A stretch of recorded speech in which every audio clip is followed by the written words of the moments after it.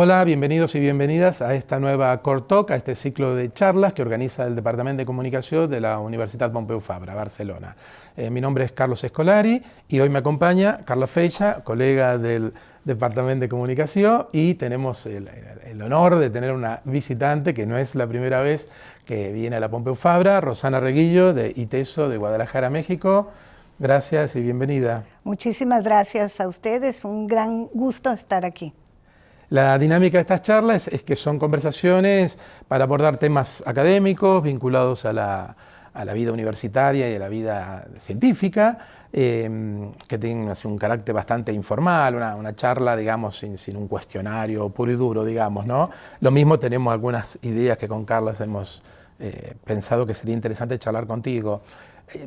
Yo hago la primera, ¿no? Un primer acercamiento. ¿Cómo fue tu acercamiento al mundo de la investigación, al mundo de la etnografía, la antropología y la comunicación, que son un poco tus coordenadas? Claro. Bueno, es una pregunta compleja porque yo empecé a interesarme en este mundo de la investigación y sobre todo la dimensión más etnográfica, cuando en la ciudad de Guadalajara, a mediados de los 80, principios de los 80 más bien, empezaron a aparecer en la ciudad un tipo de grafiti para el cual yo no tenía código, decía yo, ¿qué es eso? Y luego empezaron a aparecer unos sujetos juveniles también que me escaseaban las categorías de comprensión, y dije, yo tengo que entender eso, ¿no? Como siempre me pasa con todos los objetos que me brotan. Y ahí empecé a interesarme en lo que en aquellos entonces se llamaban o se denominaron los chavos banda, ¿no? Las bandas juveniles, y ese fue, digamos, como un entrenamiento de fuego, porque era un tiempo duro, no tan duro como ahora, pero digamos, entrar en esos universos, en los barrios marginales, en los territorios, digamos, que todavía no estaban ocupados por el narcotráfico, pero que ya empezaba a haber como disputas por los manejos territoriales, no era sencillo, ¿no? Entonces, a mí me gusta decir que ahí entrené mis instrumentos de conocer, ¿no? Así empecé. Carlas, este es tu gran tema de investigación también. De las bandas de los 80s a las bandas juveniles y no tan juveniles del 2023, pues ha habido un gran cambio. Este primer trabajo de Rosana, En la calle otra vez, que fue su tesis de maestría, que se publicó en este libro con varias ediciones, en efecto, fue para mí pues mi primera entrada con su trabajo, con el de José Manuel Valenzuela, otros investigadores mexicanos, y cuando llegué en 91 en México, estaba empezando a constituirse como campo de estudios. ¿Y quién me iba a decir que 30 años después, pues en un departamento de comunicación, la doble mirada etnográfica y comunicológica a los grafitis y a otros productos de las bandas sigue? Pero la pregunta es eso, en estos 30, 40 años, no te digo que hagas un resumen que es imposible, claro, sino el salto al vacío de Guadalajara, de México y del mundo, claro, ¿a dónde va? Claro. No, yo creo que es una pregunta de vértigo, ¿no? Es una dimensión muy compleja, porque si ya en los 80s, ¿no? Ya estoy pensando en el 88, ya muy cerca de los 90, ya se percibía que aquello iba para peor. Fue un momento, por ejemplo, en que los grupos del crimen organizado en México hicieron un cambio que resultó radical y que es lo que estamos pagando en este momento, y fue la decisión estratégica y empresarial de dejar de pagar protección policíaca en dólares o en efectivo y empezar a pagarla en cocaína y en marihuana. Entonces, claro, los policías se convirtieron en los principales dealers que por guardar las apariencias pues no podían hacerlo directamente, y empezaron, digamos, a controlar a estas bandas juveniles, y entonces fue un momento en que en los barrios se pintaron de blanco, de cocaína, y eso empezó, digamos, como a endurecer la expresión de las violencias, porque había, digamos, ya no solamente disputas por bien quién dirigía a la banda, etcétera, sino ya por el control del trasiego de drogas, ¿no? Y digamos, si hubiera que pensar en un arco de tiempo largo, ¿no? De los 90s a los 2020s, yo diría que hay tres dimensiones que yo destacaría o sea, podríamos abundar en esto, pero 3 dimensiones que yo destacaría. Por un lado, el endurecimiento del brazo punitivo del Estado y su adelgazamiento de su brazo social, ¿no? O sea, un brazo con elefantiasis para el control policíaco y punitivo y un abandono de las políticas sociales que condenó a numerosos territorios a una precarización creciente. Esta es una dimensión clave. Una segunda fue lo que yo llamo en mi trabajo y en mi libro más reciente, ya soy capaz, digamos, como de verbalizarlo. En ese momento lo veía, pero me faltaban como las categorías, que fue la fractalización de los grupos del crimen organizado, del narco. Digamos que en estos primeros momentos tú tienes estos grandes carteles con estos grandes capos, pero que digamos... no es una defensa, ni mucho menos, ¿no? Pero mantenían un cierto código de honor, un cierto código, digamos, de respeto a las rutas del otro grupo, grandes capos que hacían inversiones millonarias en las localidades donde operaban, campos de fútbol, etcétera, digo, para allegarse la simpatía de la gente, hasta llegar al momento, digamos, del arranque del siglo 2000, 2005, en que esto estalla y lo que tienes es una hidra de 1000 cabezas con grupos grandes y lo que yo llamo es un chiste a lo mejor muy mexicano. En México hay unas farmacias que se llaman farmacias similares, cuyo dueño es el famoso doctor Simi, ¿no? Porque es lo mismo, pero más barato. Entonces yo digo que estos grupos fueron Simi, Zetas, Simi, Cartel de Sinaloa, porque eran como bandas pequeñas y esto desató un infierno en términos de disputa por los territorios. Y el tercer elemento es, pues quizá tiene que ver con las tecnoaceleraciones de la sociedad en la que habitamos, ¿no? Una enorme facilidad para comunicarse entre grupos de Colombia, México, España, etcétera, ¿no? O sea, una aceleración, no solamente en términos de la comunicación como nosotros la entendemos, sino una especie, ¿cómo podría ser la mejor expresión?, de articulación tecnológica de la violencia. Un poco estos 3 elementos yo diría que son los que podríamos como puntualizar. En este recorrido de casi 3 décadas, tus libros también son como mojones, son puntos de referencia que marcan un poco el estado de tu reflexión sobre estas cuestiones. Tengo una entrevista acá que hicimos hace 10 años, en el 2013, que justo habías publicado, el año antes, 2012, habías publicado Cultura Juvenil, Formas Políticas del Desencanto.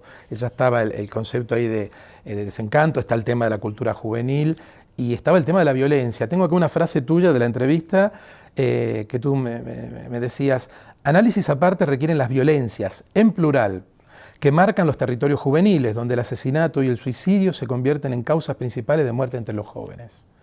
Eso ha ido peor. A peor, a muchísimo peor. Eso lo empezamos a ver, por ejemplo, con Carles lo hemos hablado varias veces. Tiene que ver también con un cambio en los datos, por ejemplo, ¿no? O sea, cómo estadísticamente, a partir de los 80, con el llamado cambio estructural, etcétera, empezamos a darnos cuenta los que estábamos metidos, digamos, en los territorios, no los investigadores de oficina, ¿no? Empezamos a ver cómo cada vez eran más jóvenes las víctimas y cada vez más jóvenes los victimarios. Y entonces, entre esa conversación maravillosa que tuvimos tú y yo hace 10 años, no había caído en el transcurso de los tiempos, qué terrible, pero al mismo tiempo, qué bueno que podamos seguir conversando de esto, ¿no? Yo creo que esto ha empeorado y que hoy es terrible decirlo, pero los cuerpos juveniles se han convertido en el combustible que alimenta esta máquina de muerte, esta maquinaria de muerte en el que se ha convertido la delincuencia organizada, que no solamente se reduce al tráfico de drogas, sino a la trata de blancas, al control del pequeño comercio, etcétera, ¿no?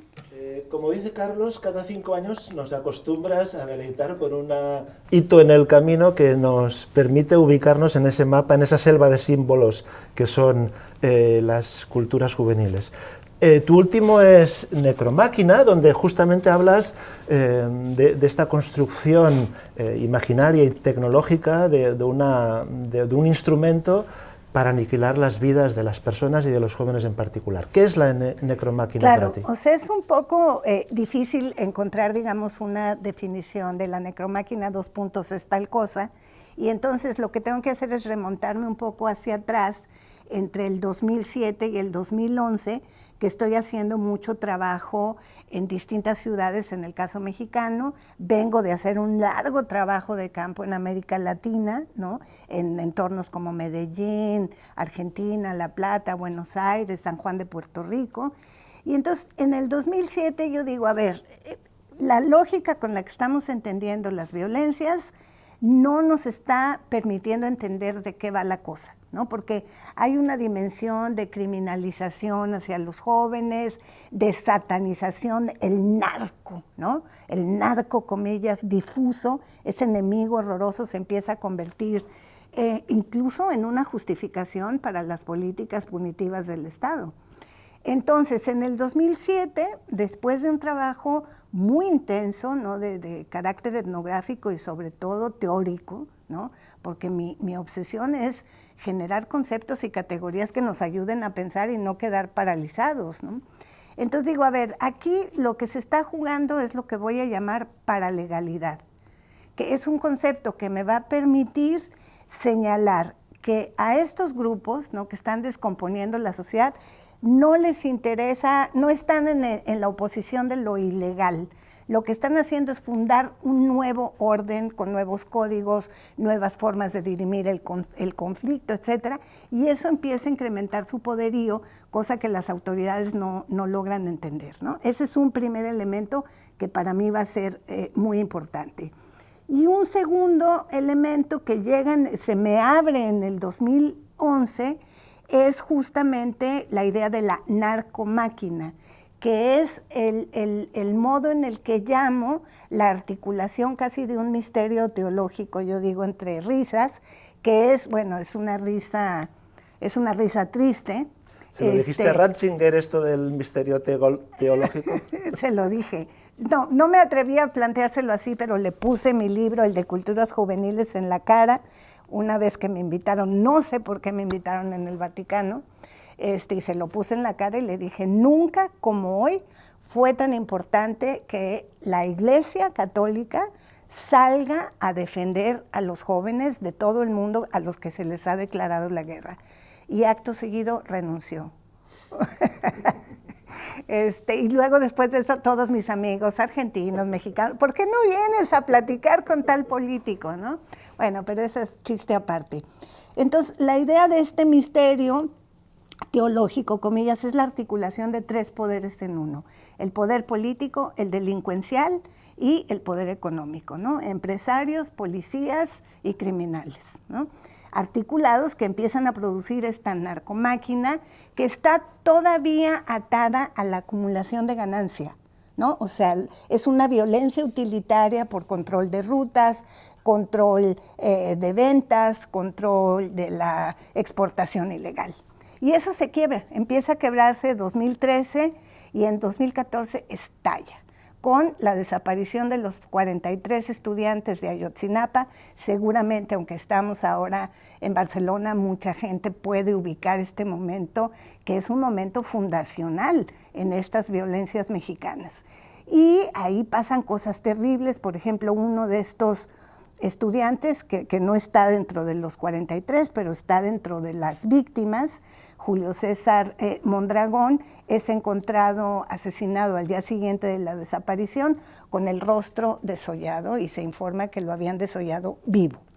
Entonces ahí es donde yo digo, a ver, momento, paren motores, aquí está esto pasando algo terrible, y empiezo a reflexionar sobre qué es lo que está cambiando en la narcomáquina, Y entonces, hacia el 2018, arribo a esta formulación de necromáquina, un poco de la mano de Achille Mbembe, ¿no?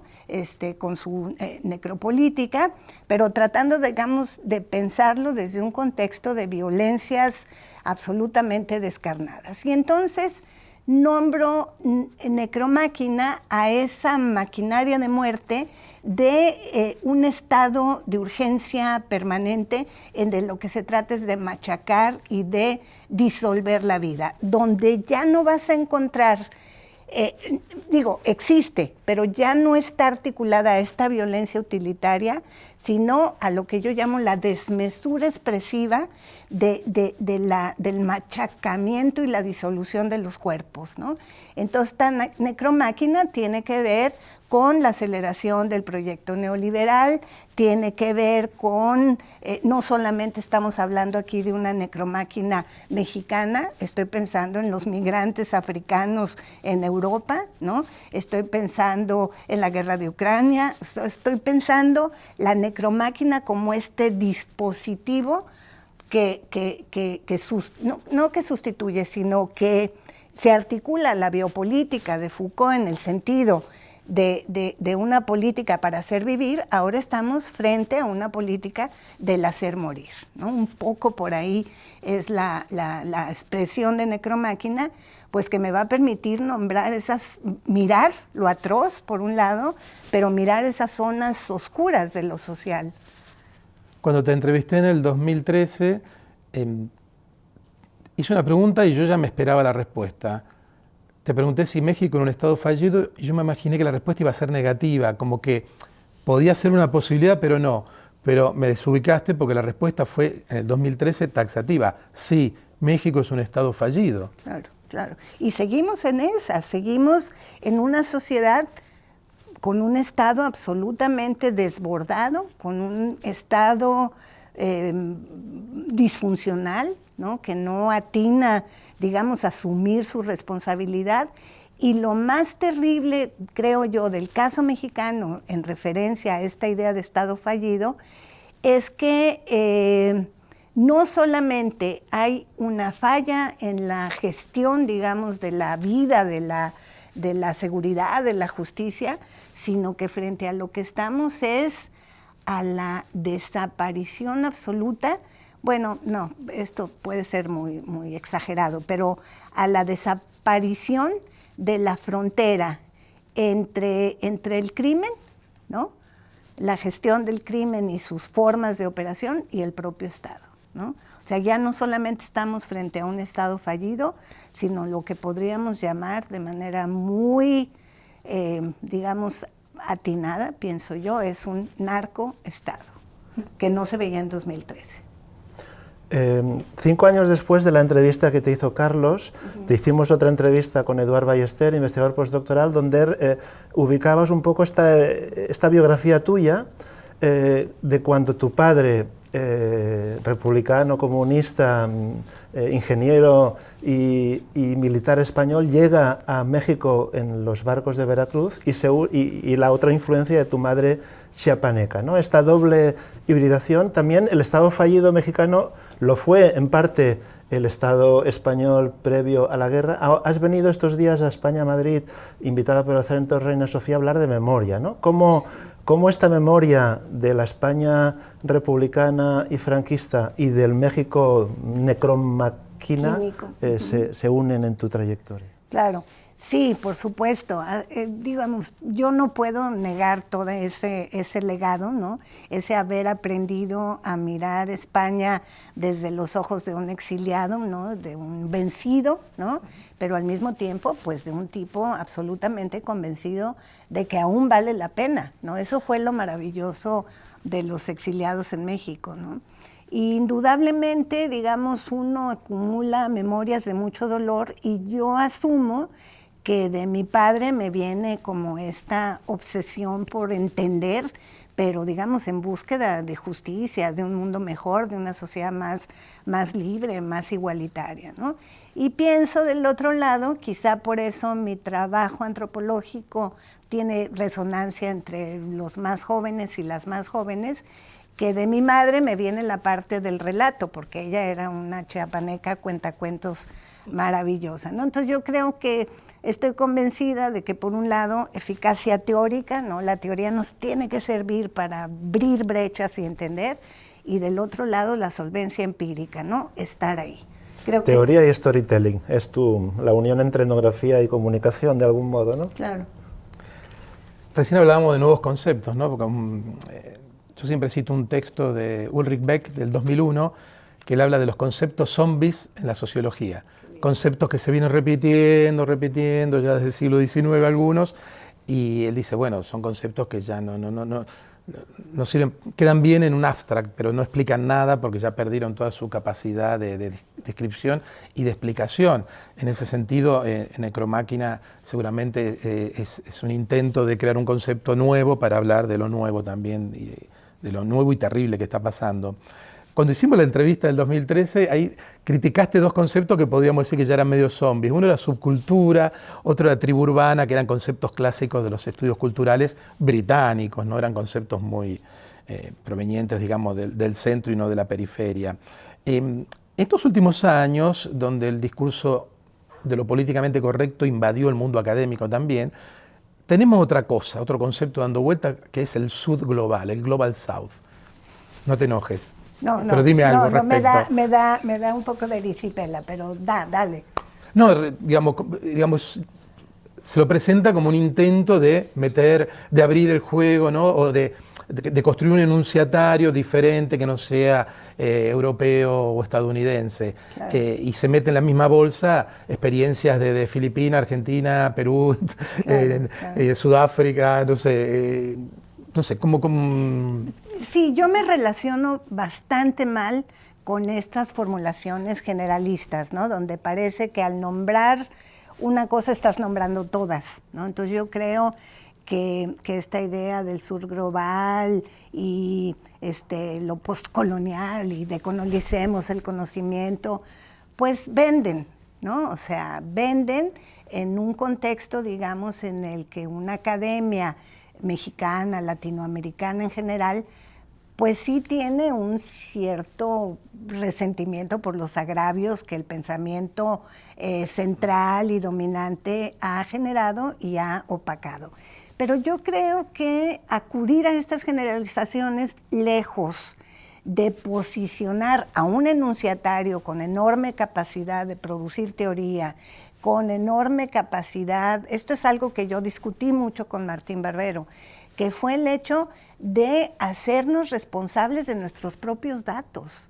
Que durante mucho tiempo las y los investigadores latinoamericanos entregaban sus datos crudos, ¿no? Para la gran elaboración europea. Digo, hay casos que no voy a citar porque eso me generaría mala prensa, pero digamos, hay trópicos ahí muy interesantes de cómo se entregaba el dato crudo y entonces el gran investigador producía la teoría, ¿no? Entonces yo creo que eso es lo que hoy tendríamos que estar combatiendo, o sea, no generando categorías para eludir la enorme dificultad que no tiene que ver solamente con el sur y el norte, sino que tiene que ver con los idiomas en que publicamos, que tiene que ver con el poder económico de circulación, etcétera, ¿no?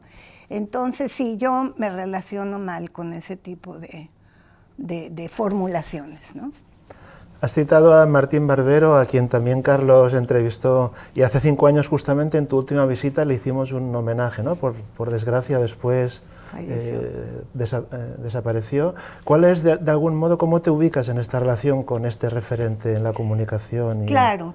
Sí, yo reconozco varias influencias en mi propio trabajo de articulación, y creo que yo tuve la enorme fortuna, escribí un texto que se publicó en un libro de la UAM que es enorme, ¿no? Y que circula poco, pero yo escribí, ya no me acuerdo de la fecha, un texto que le llamé Falsa entrevista a mí misma, donde hablo de mi relación con Martín Barbero y con Néstor García Canclini, ¿no? Entonces, prácticamente los conozco en el mismo momento, ¿no? 90, aproximadamente 92, y me relaciono con ambos de maneras muy distintas, ¿no? Primero, mi relación con Néstor fue más distante. Ahora sí somos muy compas, pero fue un proceso, digamos, de larga construcción. Con Jesús fue amor a primera vista. Nos vimos y dijimos, somos del mismo barrio, pensamos de maneras muy afines, y se convirtió para mí, no en un maestro, porque pues digamos yo ya estaba grandecita cuando lo conozco, pero digamos en un interlocutor permanente.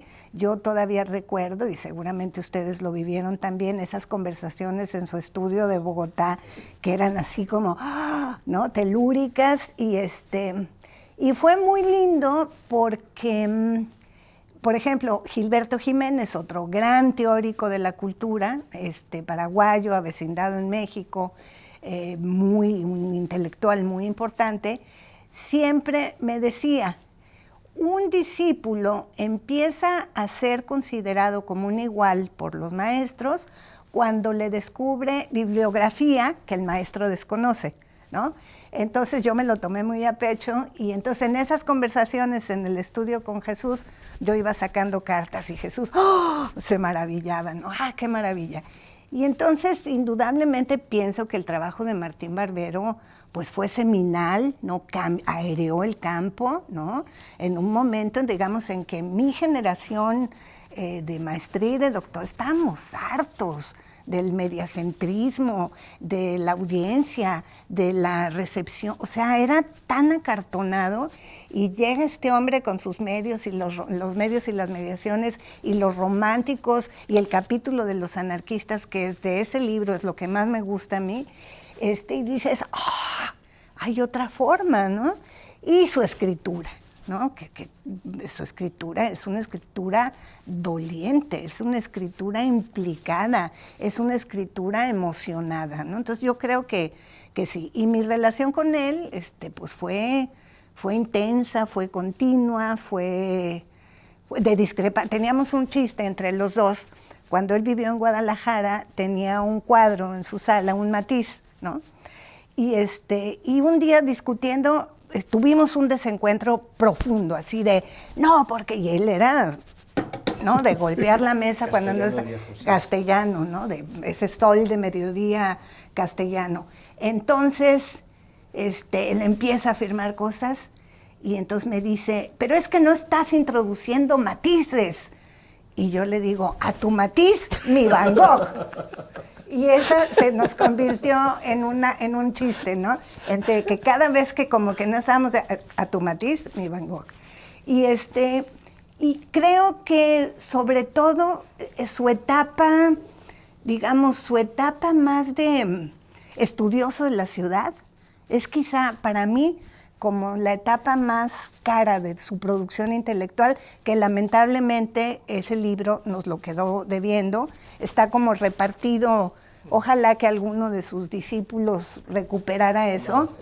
Omar, por ejemplo, o Amparo Marroquín, ¿no? Sí. Que Amparo es un coco, es una investigadora salvadoreña maravillosa, especialista en Martín Barbero, ¿no? Su tesis de doctorado es sobre eso. Pero esa parte de la ciudad y la comunicación fue brutal, porque generó un pensamiento sobre la constitución de lo urbano como paradigma nuevo de una modernidad que se está pensando a sí misma, ¿no? Hablabas de la escritura de Jesús Martín Barbero, una escritura barroca, ¿no?, muy particular, muy suya, ¿no? Como un escritor, un narrador encontró su voz. Bueno, Barbero había encontrado su voz también ahí. Yo siempre digo, en la literatura de América Latina hay un antes y un después de 100 años de soledad, y también en la zona de Colombia, de los medios de las mediaciones, ¿no? Cada uno en su diferente género y registro, con muchas interconexiones, yo creo, en los estilos, el barroquismo, por ejemplo, ¿no?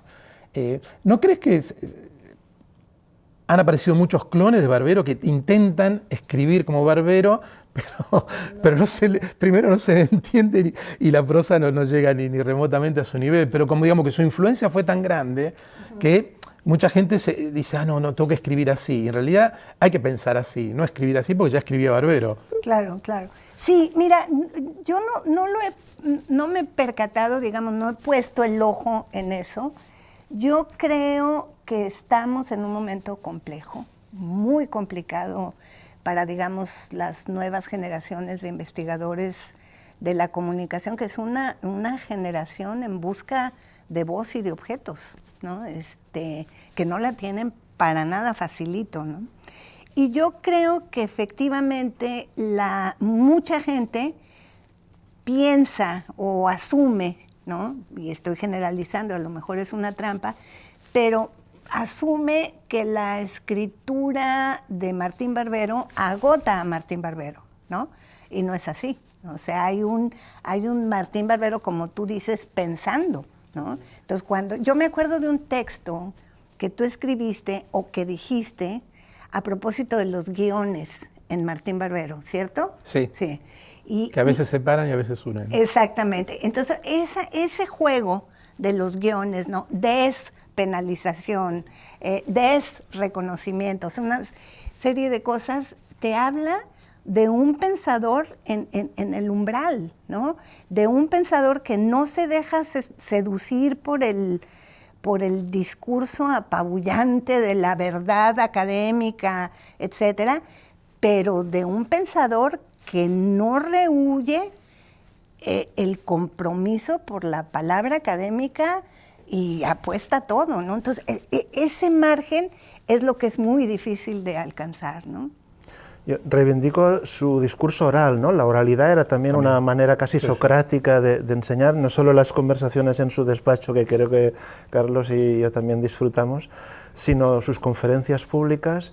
Yo le conocí por tu culpa. Él hizo una estancia aquí, recuerdo que me citó en La Haya porque tú le habías hablado de mí, y la última vez fue terrible porque fue después del referéndum fracasado por la paz en Colombia, ¿no?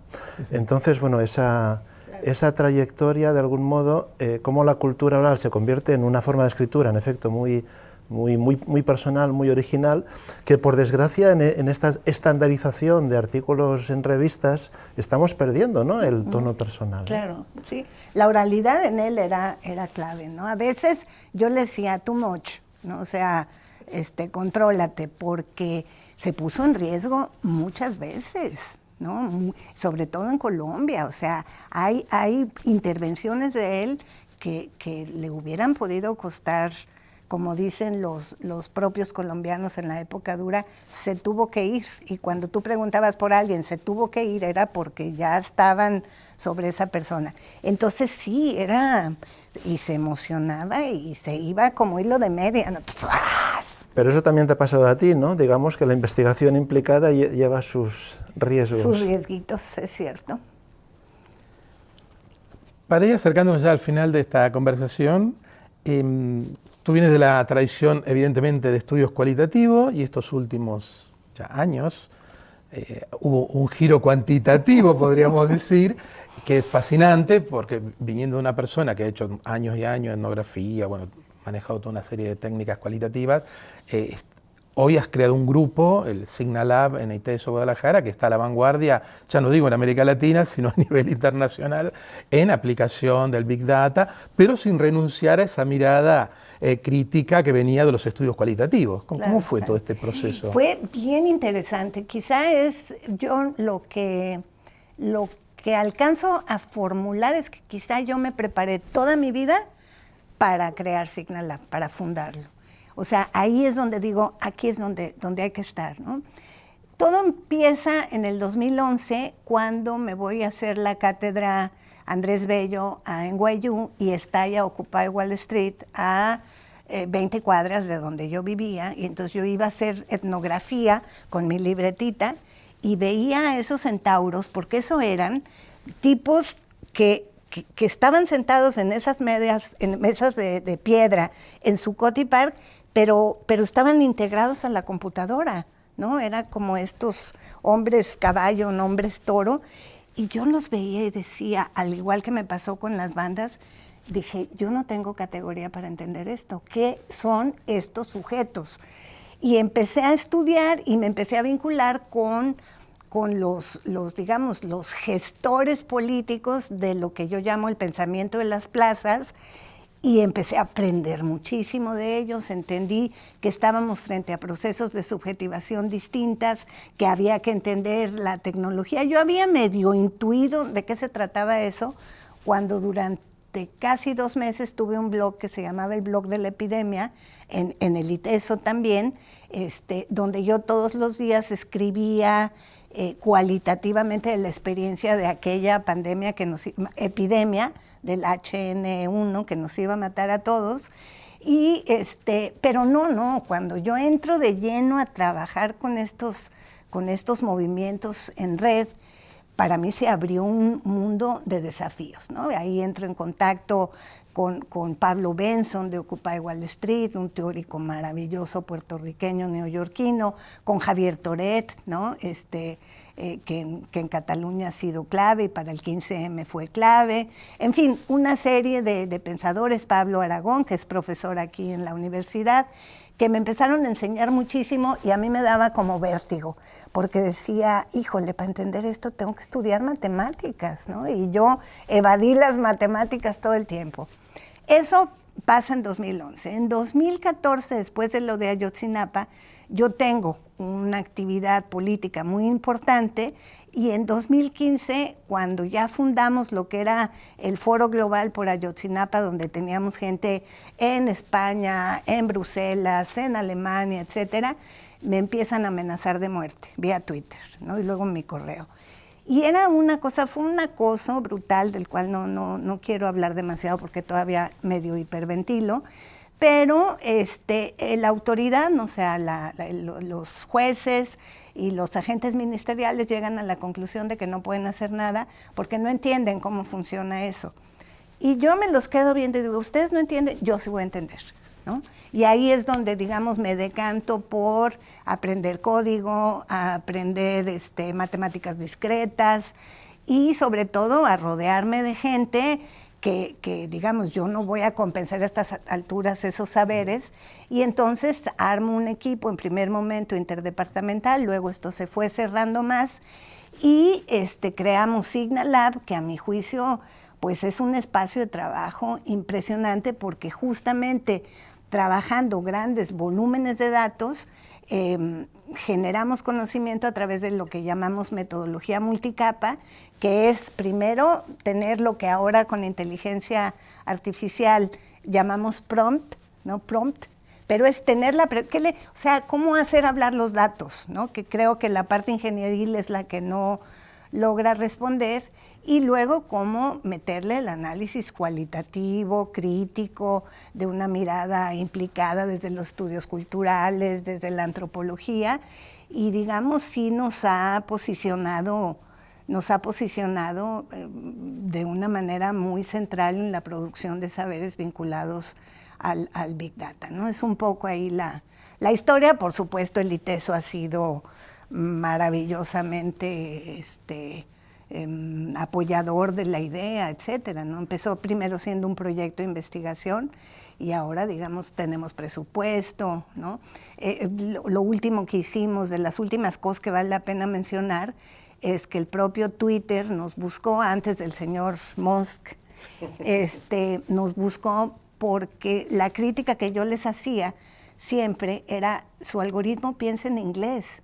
Entonces, cuando la gente, mujeres sobre todo, denuncian violencia digital, su algoritmo no lo entiende, ¿no? Porque, pues decir, zorra, pues es un animalito, ¿no? Entonces no hay insulto ahí, no hay acoso.